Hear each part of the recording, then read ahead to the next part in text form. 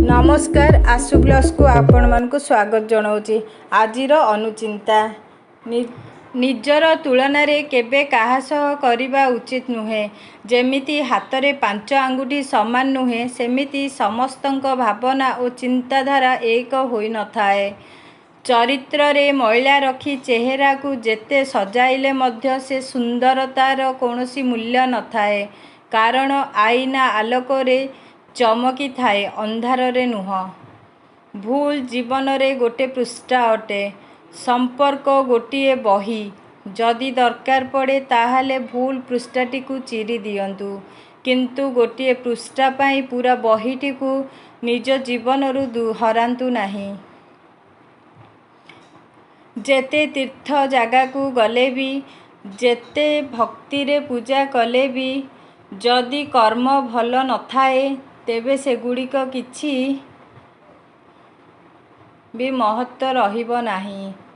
आपण को जदि मो भिडियोटी भल लागुथाय ताल लाइक शेयर सब्सक्राइब निश्चित भाव में करिवे। एक सुंदर हृदय जीए केबे घृणा करेनी, एक स्नेह भरा हस जीए केबे कंदेई दिएनी, एक अभूला अनुभूति जीए केबे दुख दिएनी, एक मधुर संपर्क जहा केबे शेष हुएनी। तुमको जीए थट्टा करुची ताकू थट्टा करिबाकू दियो, तुमको जीए खराब भाविची ताकू भाविबाकू दियो, कारण ए दुनिया एमिति एठी भल लोकंकु मिले, निंदा खराब लोकंकु मिले। आपनको वीडियोटी भल लागिले लाइक आउ निश्चित भाव में शेयर करिवे। जी अन्य को कंदेई जानिची से केबे काहा लुहर मूल्य बुझी पारिबनी, आउ जी अन्य पाई कांदीची से संपर्कर मूल्य बेस भल भावरे बुझीची। आपण मते कमेंट रे मध्य लिखि पारिबे जे आपण को एक क्वेट गुडा को केमिति लागुची।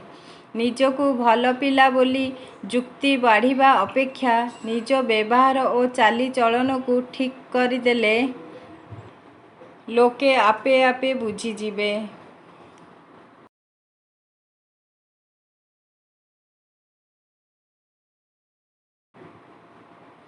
आपण मो भिडियोटी को आरंभ रु शेष पर्यंत देखिथिबारु आपण को मु बहुत बहुत धन्यवाद दउची। रहुची नमस्कार। पुणी देखाबो अन्य एक नुआ भिडियो रे।